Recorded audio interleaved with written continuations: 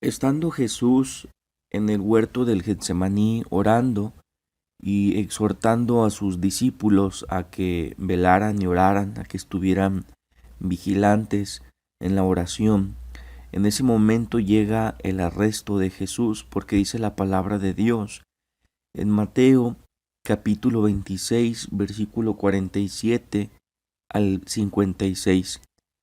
Todavía estaba hablando Jesús cuando llegó Judas, que era uno de los 12.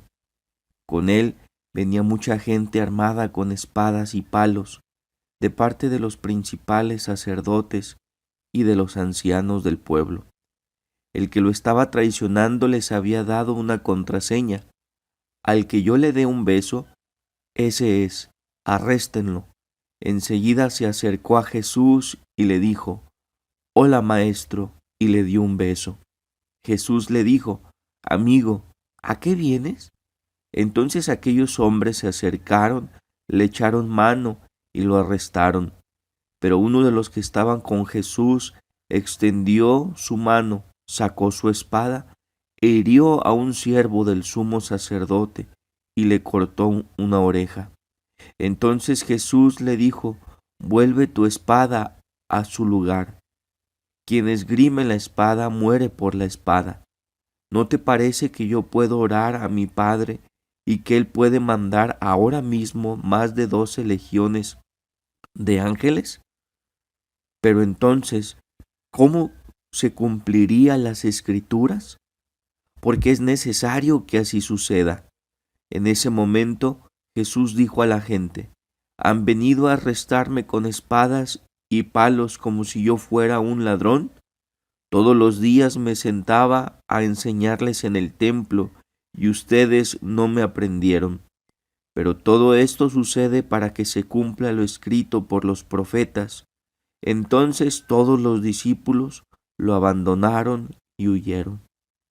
Había llegado ese momento entonces en donde Jesús fue arrestado por parte de personas que fueron comisionados por los principales sacerdotes. Jesús mismo lo dice, que fueron ellos los que escucharon la palabra, que escucharan los mensajes que Jesús daba. Y esto nos hace ver que no solamente necesitamos ser oidores de la palabra de Dios, necesitamos también ser hacedores de la palabra de Dios.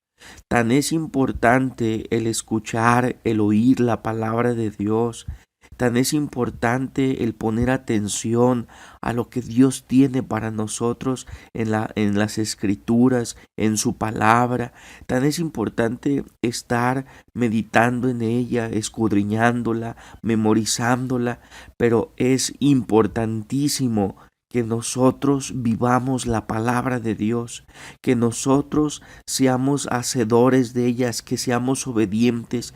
En la medida en que obedecemos la palabra de Dios, en esa medida vamos a estar en la voluntad agradable, buena y perfecta en Dios, en Cristo Jesús. Y estas personas habían escuchado el mensaje de Jesús, habían estado con el Señor escuchando lo que decía su palabra, pero sin embargo no eran hacedores. Allí mismo se ve que arrestaron a Jesús, y qué triste es cuando alguien escucha su palabra y no la hace, pero qué alegría es cuando alguien oye la palabra de Dios y la pone por obra, porque eso el Señor le llama prudente. A ese tendrá recompensa, esa persona tendrá bendición. Y yo oro en este día para que tú puedas meditar sobre este arresto que vemos, que también se ve que tan es importante oír como hacer la palabra de Dios, pero también vemos que como Judas fue alguien que traicionó a Jesús, es decir, y estaba cercano, era del círculo más cercano a Jesús. Jesús atendía a las multitudes, Jesús atendía a muchas gentes, a muchas familias que se acercaban a él. Sin embargo, vemos que la traición viene quien le da ese como dicen habitualmente, ese cuchillazo por la espalda, esa traición, fue alguien cercano a Jesús. De tal manera que yo te invito a que veles por estar en la presencia de Dios, veles por estar siempre buscando el rostro de Dios, porque no sabemos en qué momento alguien pueda hacer algo que nos pueda dañar, que nos pueda lastimar y quizás está tan cerca de nosotros, pero tenemos que guardar nuestro corazón para no permitir que se cree ninguna raíz de amargura a través de lo que dicen o de las circunstancias. Jesús, él sufrió entonces esta traición, cuanto más nosotros somos vulnerables a ellas.